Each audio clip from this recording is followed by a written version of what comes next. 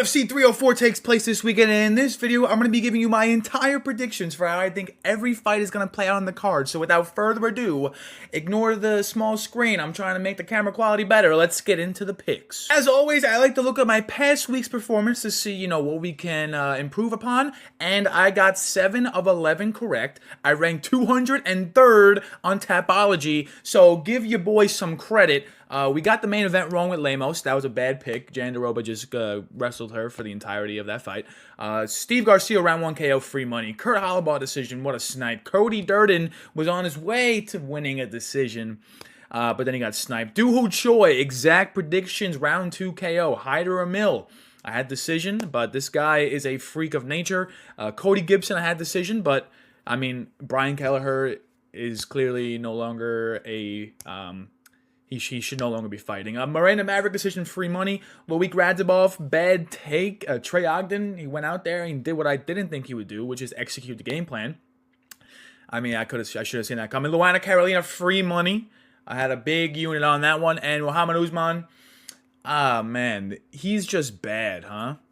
Thomas Peterson, he's bad, but Usman, man, not sure what to take from that fight for moving forward with picks, but I got some spicy ones for 304, so let's get into those picks. First fight on the card, we have Shauna Bannon taking on Alice Ardelean. I'm going to go with Alice Ardelean as the underdog on short notice to win this by decision. Shauna Bannon, she does not impress me in the octagon. She fought Bruno Bazil in her UFC debut, and she reminds me a lot of Pooja Tomar in the fact that she just throws like side kicks to keep you at distance, and then sometimes she'll like flurry in with a bunch of strikes. I'm not liking that against a woman like Alice Ardelean. I watched her previous fights. She's cooking these folks, but then again, the folks that she's cooking are 0-3, 0-1, 3-4. 3-0 is a pretty impressive win. I'm looking more at this win that she got that was over a 2-0 female. It was a epic back and forth for one round,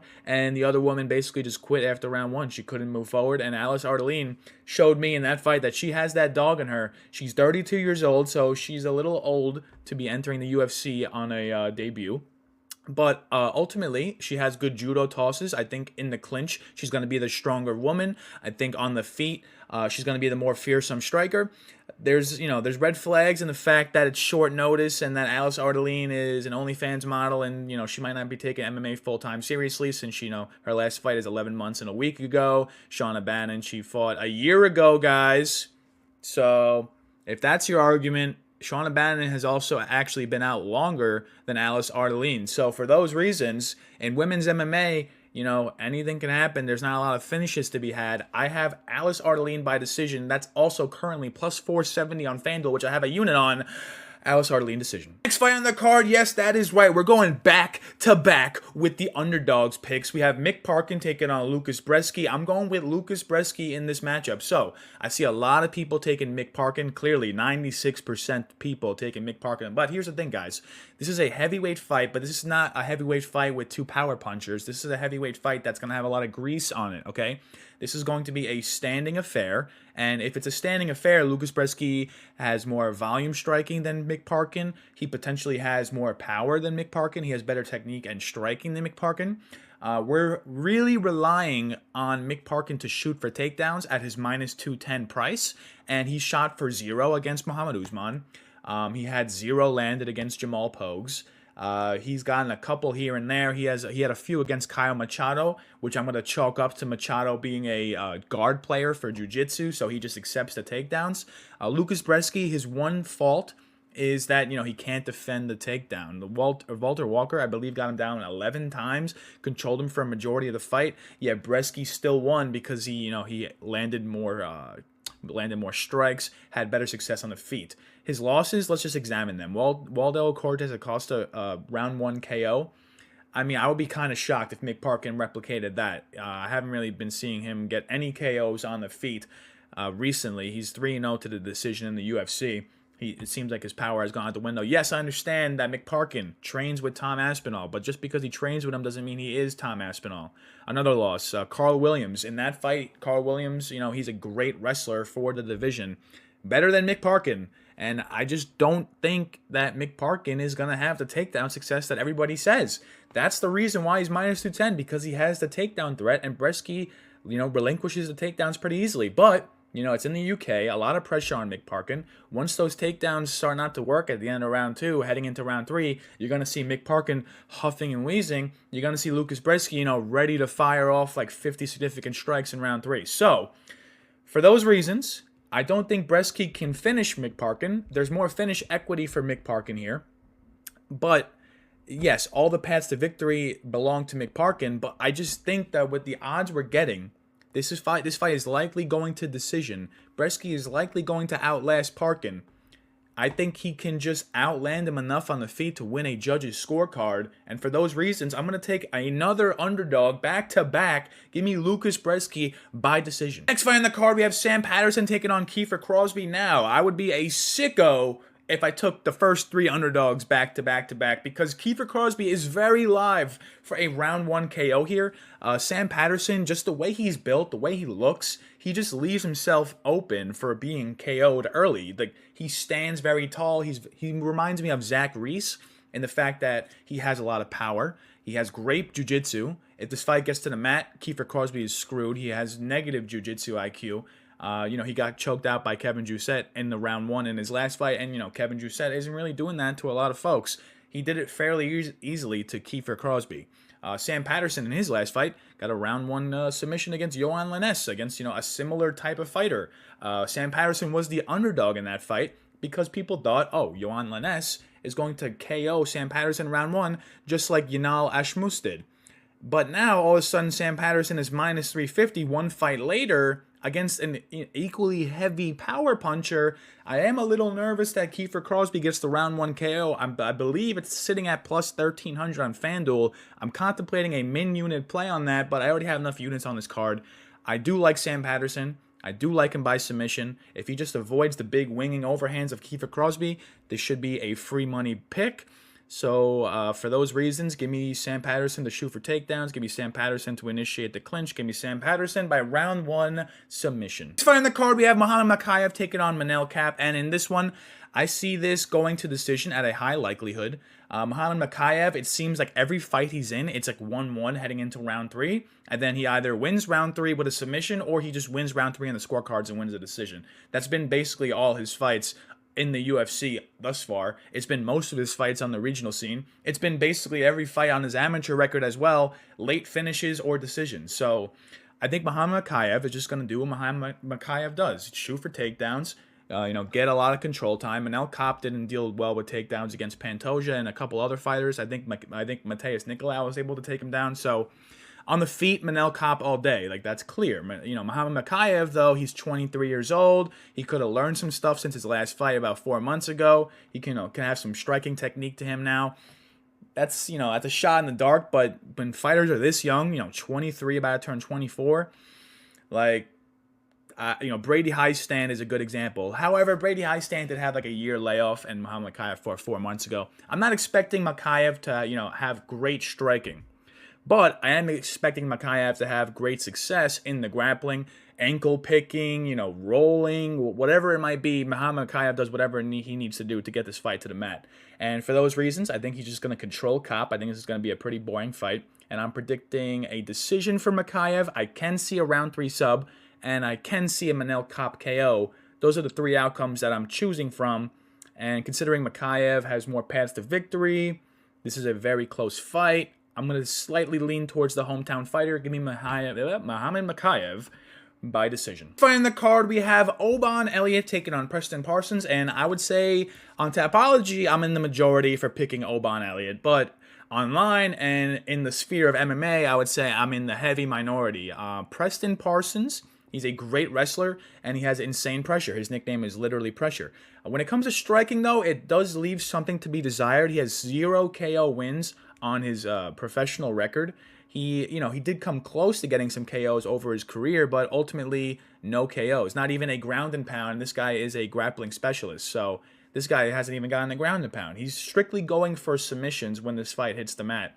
And that seems to be his path to victory in most fights. Like against Matthew Semelsberger, he just grappled him for majority of it and just racked up control time. Against Trevin Giles, he attempted that, but then lost the split decision because Trevin Giles outlanded him on the feet. Evan Elder, everybody's pointing at this fight, and they're like, oh my god, he beat Evan Elder. This guy must be the GOAT. Keep in mind, guys, Evan Elder was minus 450 in his last fight that we just saw, but that was also against Darius Flowers. Like, he looked like a world-class fighter against Darius Flowers. And now people are looking at Evan Elder, and they're like, this guy's going to be a GOAT in the division. Wait a minute, Preston Parsons beat a GOAT in the division, so that means Preston Parsons can't lose any fights. Guys, Preston Parsons lost to Trevin Giles and got KO'd by Daniel Rodriguez. Like, he's a little too chinny for my comfortability for a guy that doesn't have the best striking. Then you look at Oban Elliott. Yes, he is coming off that weird win against Val Woodburn, but that was short decision for both guys mainly. You can't really fault Oban for his, mid-performance. He 30-27 Woodburn. He did get knocked down, but he 30-27'd him. Against Brito in his Contender Series fight, this is the fight that I'm looking at. I like this guy. This guy's a dog.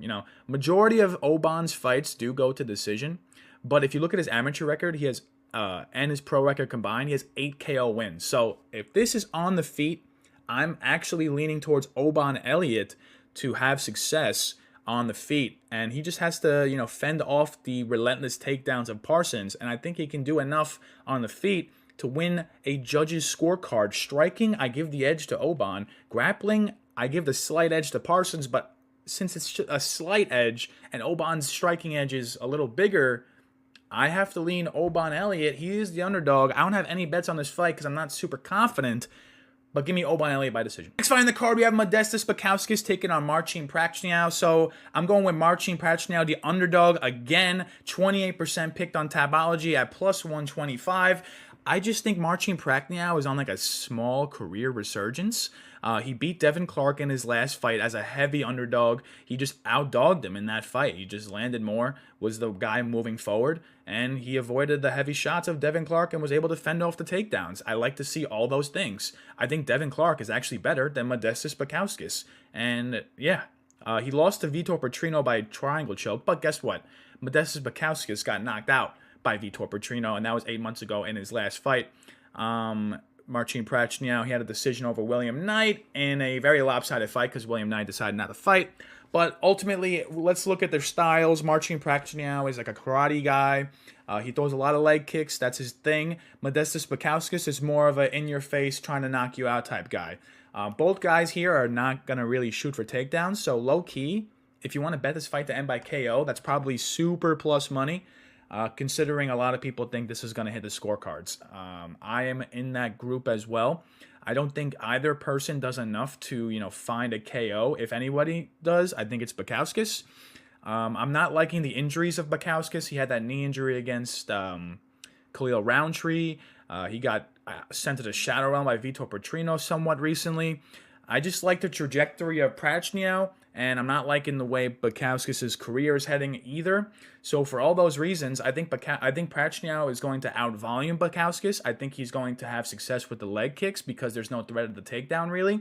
And I think the cage is big enough for, Prachnio to maintain the distance and just fire off the kicks. So for those reasons, give me the underdog again, Marcin Prachnio by decision. Next fight in the card, we have Caolan Loughran taking on Jake Hadley. So both of these guys used to fight in Cage Warriors, a promotion that, I heavily like, a promotion that usually produces good UFC fighters. Ian Gary's an example. Oban Elliott that we just discussed is an example. Fighters later on the card are examples. So both these guys were champions in Cage Warriors. Jake Hadley was the flyweight champ. Caolan was the bantamweight champ. And now they meet on short notice in the UK. This is it's kind of crazy when you put it like that.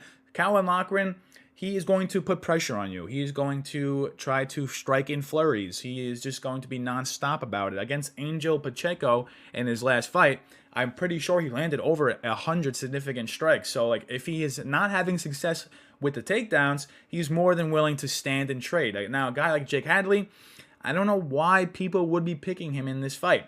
I'm pretty confident on Loughran. Jake Hadley is a flyweight, now fighting at bantamweight, so people might say, oh, this is his more natural weight class because he always misses weight at flyweight, but I I feel like there's a reason he was fighting at flyweight. I think he's just too small for the bantamweight division. He is going to be higher. Oh, sorry. He is going to be taller. He is going to have more reach in this matchup.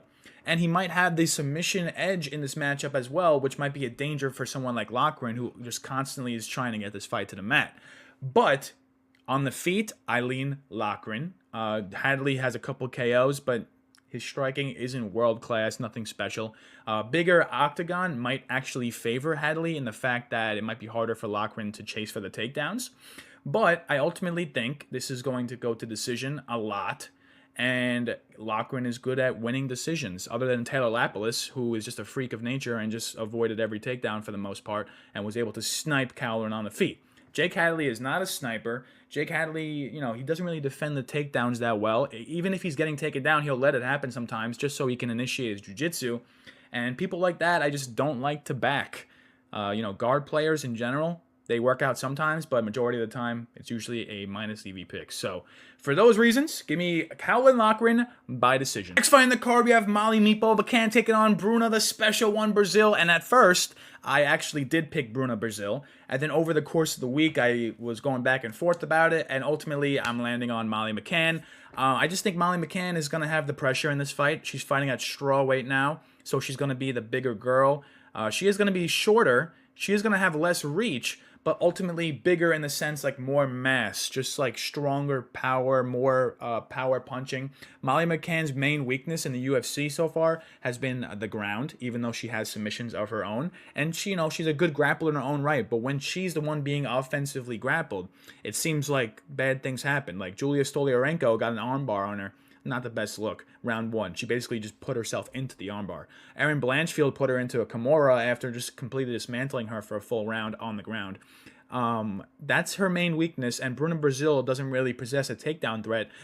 If anything, Bruna Brazil might actually, you know, find a knockout on Molly McCann. That's what I was thinking. That's what my initial read was on this fight. But the more I look at it, the more I talked myself out of it. You know, Bruna Brazil went against Loma Lookboonmee, and I rate her skills on the feet higher than McCann's, and she went pretty close with Loma. Then we look at Denise Gomes, a right hook KO. I feel like Denise Gomes would knock out Molly McCann with a right hook KO. You know what I'm saying? And then you look at her other KO losses. Arne Carnelossi, like 8 years ago. People are saying Brazil is chinny, McCann KO. I see the logic. I get it.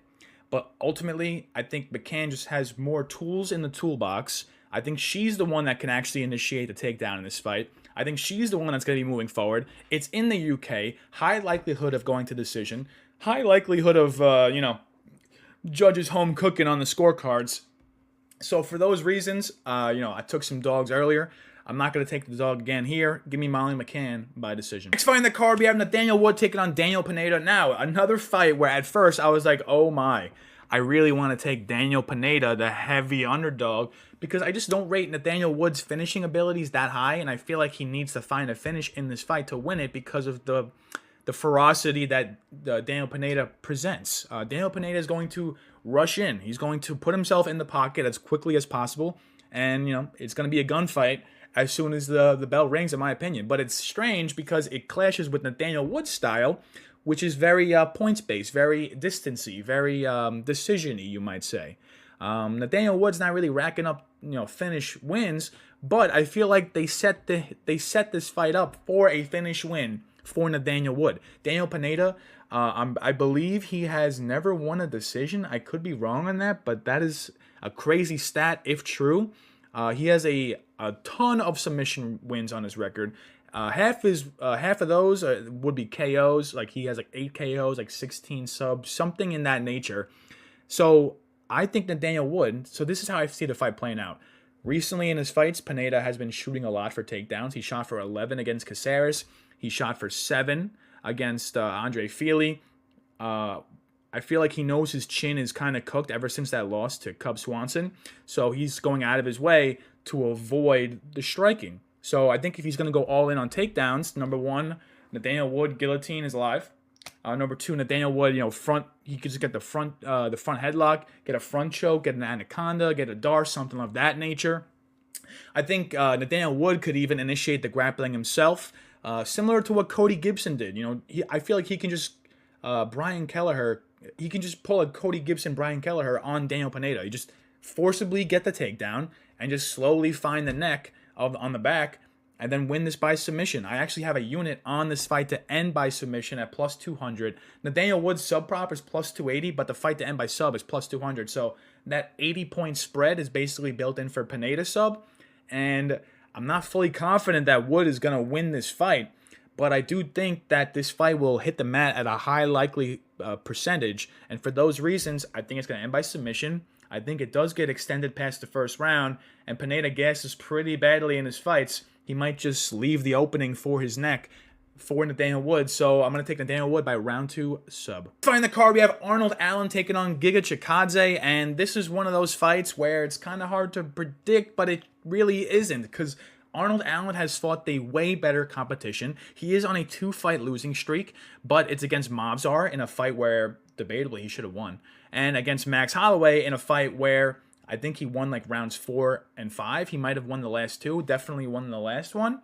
So, number one, what are we getting out of Arnold Allen? He's not going to gas. He has the wrestling grappling in his back pocket. And I think overall, he's the more ferocious power puncher. We saw examples of that against Dan Hooker. You know, he showed some flurries against Calvin Kattar in their short fight. You know, it did end in a knee injury for Kattar. He did knock down Sadiq Youssef in nearly every round they fought, even though it ended in a decision. Arnold Allen has power. He might not be getting knockouts, but he has power. Giga Chikadze, he hasn't fought in 10 months. He's coming off major, I think, groin surgery. He did look impressive against Edson Barboza and Cub Swanson, but then he took a year off. He took 4 months off and then fought Calvin Kattar in a main event. And I'm pretty sure that Calvin Kattar might have taken his soul. All right.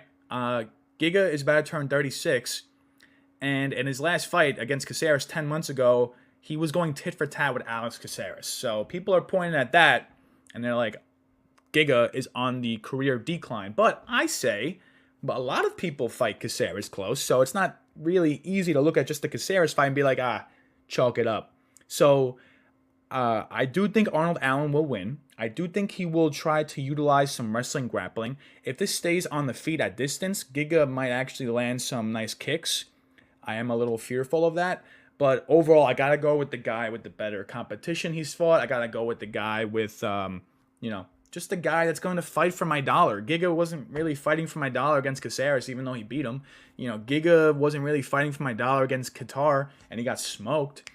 And Arnold Allen, even though he lost to Movsar, he attempted a submission in round 3 and almost got it. And against Max Holloway, he went all in to try to get a knockout in round 5 and nearly got knocked out himself. So this is a guy who's going to fight for your money. He is the heavy favorite, but I'm going to side with him. Give me Arnold Allen by decision. Next fight in the card, we have Christian Leroy Duncan taking on Gregory Rodriguez, the RoboCop. So at first, when this fight first got announced, I was kind of leaning Gregory Rodriguez. He is a very hard hitter, and it seems like every fight he's in is a firefight. But the more I look into it, the more I'm like, Christian Leroy Duncan. He comes from Cage Warriors, a promotion I like. Christian Leroy Duncan. He has insane power as well. He throws a lot of spinning attacks, so that's not something I like. But against a plotty guy who's going to constantly move forward like Gregory Rodriguez, I do think the spinning attacks will be there for CLD. I think CLD will actually find the chin of Rodriguez. I don't think Rodriguez is as chinny as people say, just because he got knocked out by Bruno Ferreira. He also got knocked out by Jordan Williams on the Contender Series. But and he almost got knocked out by Julian Marquez in round 1. Even though he had Julian Marquez dead to rights, Marquez was landing and almost actually got him. People siding with Rodriguez, I see them saying, oh, Rodriguez, BJJ black belt. He's going to utilize the takedowns in wrestling and grappling. Well, he hasn't really done that in any fight. He did that against Talulan and then got a KO on the ground. Like, he's not looking for the sub, even though his jiu-jitsu credentials are super high. CLD completely dominated Ribeiro in his last fight, destroyed Dennis Talulan in their fight. He did lose to Petrosian by decision, but that was kind of because he was low output. And ever since that loss to Petrosian, he's fought twice. It's been a year. He's fought twice, and he's looked better in each fight. So give me the ever-improving fighter. Give me the younger fighter. Give me the guy fighting in his home country. Give me the guy with what I think has the more power. Give me the guy with the better technicality, the better technique. Give me Christian Leroy Duncan. Give me the KO. Give me round 2. Next fight in the card, we have Bobby Green taking on Paddy Pimblett. So, Bobby Green is the better fighter. I'm just going to start out by saying that. But I have Paddy Pimblett by decision because I think that on the feet, Bobby Green wins. He's going to out-volume Paddy. It's not even going to be close. Paddy is really only going to be trying to throw things that will knock out Bobby Green. Winging overhands, big hooks. Bobby Green's more of a sniper. He's going to jab, jab, cross, cross. And he's going to probably land about 100 significant strikes in this matchup, Bobby Green. However, Bobby Green's finishing ability is not something I rate highly. Paddy Pimblett, I think all 3 areas are there for him. I think he can find the sub if the wrestling and grappling actually works. I think he can find the KO if, Bobby Green's chin is actually cooked from the Jalen Turner fight, even though he fought Jim Miller. Jim Miller was 43 years old. So Bobby Green's chin could be cooked. I see a Paddy KO happening. I see a Paddy sub potentially happening. Ultimately, though, I think this is going to hit the scorecards. And so if I think it's going to hit the scorecards, I don't know how I could possibly pick Bobby Green. This is in the UK. Paddy Pimblett's had a few decisions now on his record with questionable scorecards. The crowd is going to be roaring for every strike Paddy lands, so that might influence the judges as well. I know this is like a meta pick, but honestly, what do you want from me? Like, Bobby Green is better. He should be the pick. That's fair. But the fact that this is going to go to the decision at a 65% clip based on the over-under being like minus 130, I think once it hits the scorecards, it's in God's hands, and I'm not trusting God to put divine intervention into a Bobby Green scorecard. So for those reasons, it might be meta, it might be Doctor Strange million scenario type beat, but I'm gonna go with Paddy Pimblett by decision. Next fight on the card, the co-main event, we have Tom Aspinall taking on Curtis Blaydes for the interim heavyweight championship, and I've picked a lot of underdogs on this card, and I've gone on tangents for a lot of them. I could easily make the case here for Curtis Blaydes. I could. But I'm just not going to do it. All right? I'm a Tom Aspinall fan. This is, supposed to be a picks video where I give out smart picks, avoid the trends. But honestly, in this one, for the storyline of the UFC, we need Tom Aspinall to win. Technically speaking, Blaydes has a better chance than plus 310. But I just refuse to pick it. If you look at their first fight, Blaydes was having success on the feet. What do we think Blaydes is going to do? Wrestle? He didn't wrestle against Sergey Pavlovich, and he got destroyed. Did he really? Then he didn't really wrestle against Chris Daukaus. He got the round 1 KO. He might have wrestled against Biggie Boy Rosenstrike, but that was a free money wrestling match for him. And that was 3 years ago. So we haven't, in his last, 4 fights, no wrestling really initiated by Curtis Blaydes. And he got demolished by Almeida in round 1 and just so happened to land some, elbows in the takedown to get Almeida out of there. If this is staying on the feet, it's heavyweight. Either guy can get knocked out. Minus 400 is a big price to pay for something like that when it comes to heavyweights. But for the sake of the storyline, give me Tom Aspinall round 1 KO. And that brings us to the main event of UFC 304. We have Leon Edwards taking on Belal Muhammad for the welterweight championship. And I have Leon Edwards to win by decision. Belal Muhammad, he's been training with Habib and the boys, so he potentially might have a wrestling threat. He potentially is better in the grappling realm. But on the feet, I think it's not really close. Leon Edwards has the power advantage. When it comes to volume striking, Belal might have the edge as well.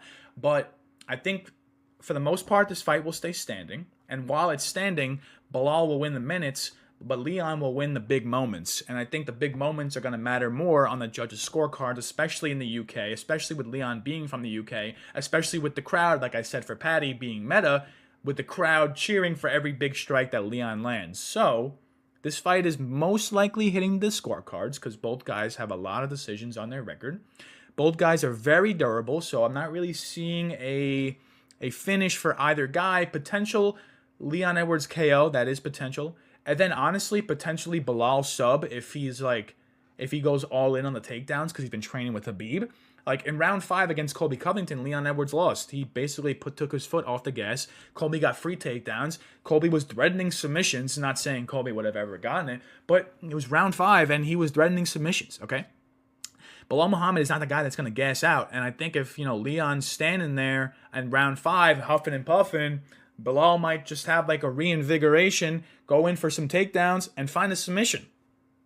But that is a fairyland scenario.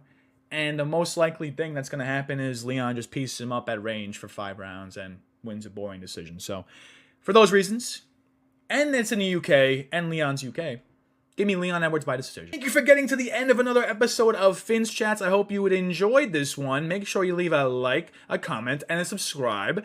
Let me know in the comments who your favorite underdog is this week. And without further ado, make sure you have a great rest of your day.